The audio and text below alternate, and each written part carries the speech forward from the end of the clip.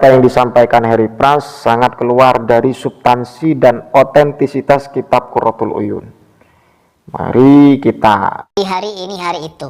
Bahkan tidak berhenti di situ. Di dalam dua kitab, yang pertama Qurratul Uyun. Ya, Qurratul Uyun ini rahim. Teman-teman, kali ini saya ingin suatu kitab yang menyesatkan, yang dimana kitab ini ditengarai, dipakai atau diajarkan di pesantren-pesantren Aswaja, bukan di Muhammadiyah, bukan di Salafi, tetapi di sebagian pondok pesantren Aswaja. Assalamualaikum warahmatullahi wabarakatuh. Alhamdulillah wassalatu wassalamu ala rasulillah wa ala alihi wa sahbihi wa man wala amma ba'du. Benarkah kitab Qurratul Uyun dan kemudian kitab Fathul Izar itu sesat? Sebagaimana yang disampaikan oleh Mas Heri Pras, pesilat tapi kok mengomentari kitab-kitab yang menjadi kajian di pesantren. Ini sesuatu yang ajib ya, sesuatu yang aneh. Ya, kemungkinan besar dan memang saya yakin bahwa Mas Heri Pras tidak tahu kandungan isi tersebut.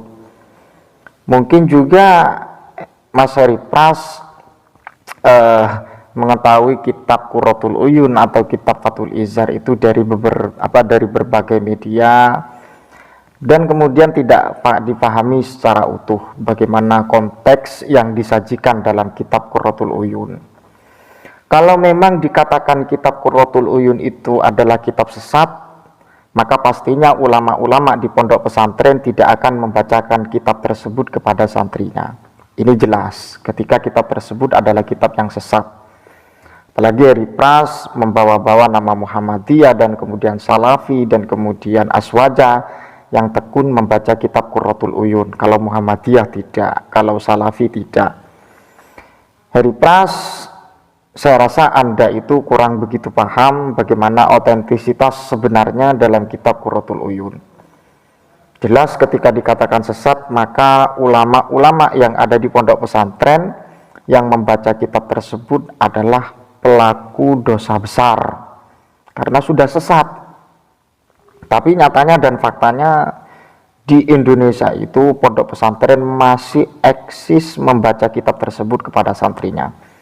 Lebih kita yakin ya, lebih kita mantap, saya akan berikan di antara beberapa yang ada dalam kandungan kitab Qurratul Uyun saja ya. Kalau Fathul Izar bisa dicek sendiri. Coba kita lihat bersama apa dalam kandungan kitab tersebut. Qurratul Uyun bisyarhi Nadm ibn Yamun, karya Abi Muhammad Qasim bin Ahmad bin Musa bin Yamun, fi adabin nikahi wa ma yata'allaqu bihi mimma yajibu aw yubahu. Ini cover dari kitab Qurratul Uyun yang mana saya mempunyai PDF-nya. Bismillahirrahmanirrahim. Allahumma sholli ala sayyidina Muhammad abdika wa rasulika an-nabiyil ummi wa ala alihi wa sahbihi wa sallim tasliman biqadri azamati zatika fi kulli waqtin wahin ila akhirih ya.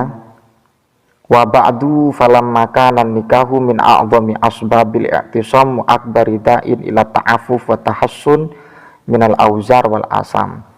Jadi yang namanya nikah itu termasuk di antara lebih agungnya sebab-sebab i'tisam. I'tisam itu adalah berpegang teguh ya. Wa akbari da'in ila ta'affufi wa tahassuni minal auzar wal asam.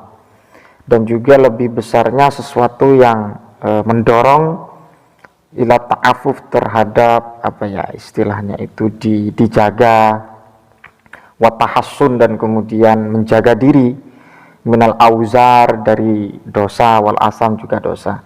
Ja'alallahu ta'ala manan ala ibadi al mu'minina wa rahmatan. Mudah-mudahan Allah menjadikan atas hambanya yang beriman anugerah sekaligus rahmah, wahisnan dan juga benteng minasyaitonir rajim. Kemudian kita lanjut.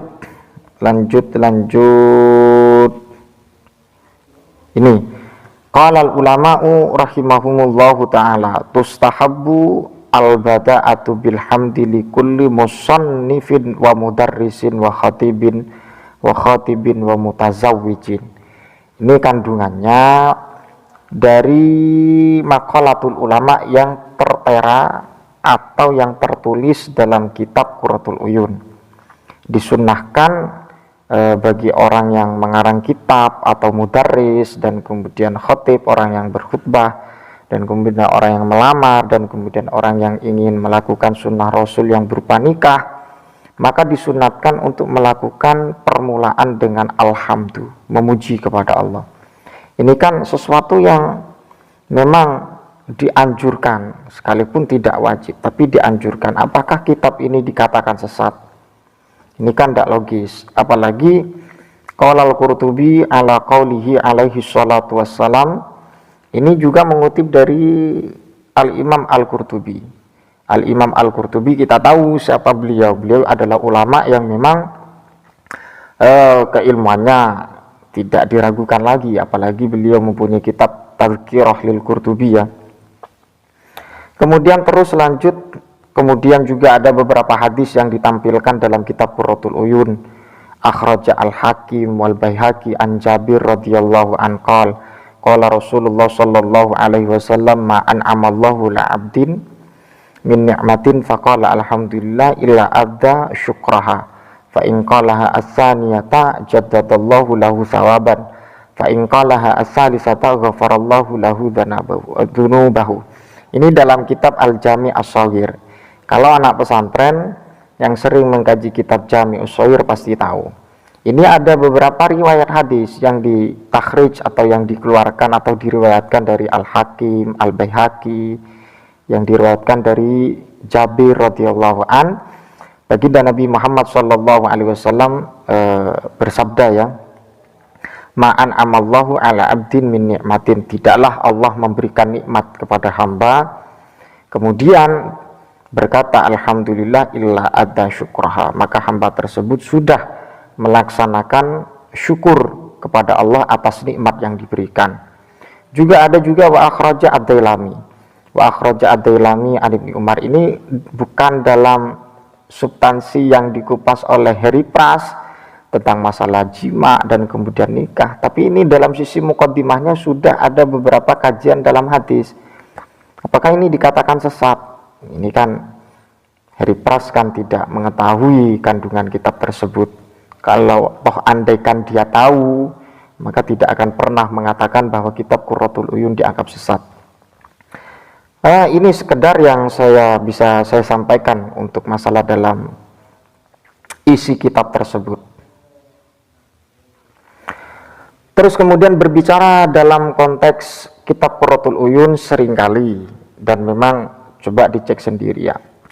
Dalam kitab Qurratul Uyun itu biasanya memang tertulis bahwa dalam Qurratul Uyun itu tertulis mayutlabu fil bina ya, mayutlabu sesuatu yang dianjurkan di dalam melakukan hubungan intim, untuk melakukan ini, untuk malam ini, dan kemudian juga yang ada dalam kitab Qurratul Uyun itu adalah yustahabu, disunnahkan.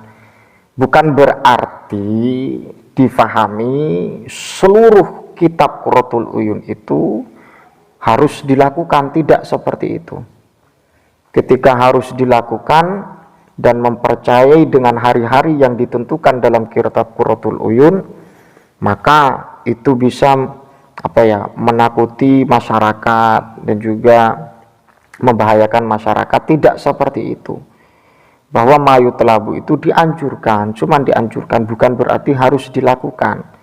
Kalau Harry Pras paham dalam konteks usul fikih, ketika mayutlabu itu dianjurkan, maka substansinya banyak, tergantung qarinah yang menjadi hukum dalam redaksi tersebut.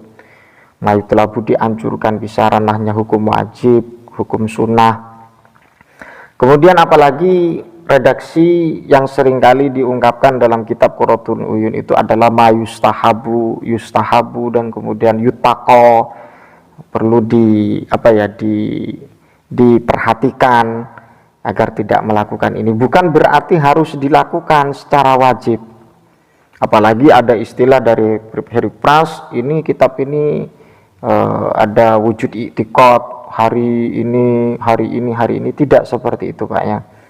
Jadi apa yang disampaikan Harry Pras sangat keluar dari substansi dan otentisitas kitab Qurratul Uyun.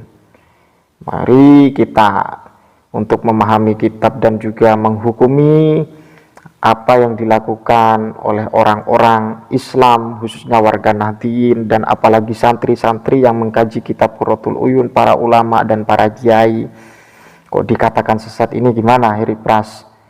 Wallahu a'lam bishawab. Tapi yang jelas ketika dikatakan sesat, maka kitab tersebut tidak akan pernah dikaji di pesantren. Nyatanya sampai detik ini kitab tersebut dikaji di pesantren. Wa akhiran wallahul muwaffiq ila aqwamit thoriq. Wassalamualaikum warahmatullahi wabarakatuh.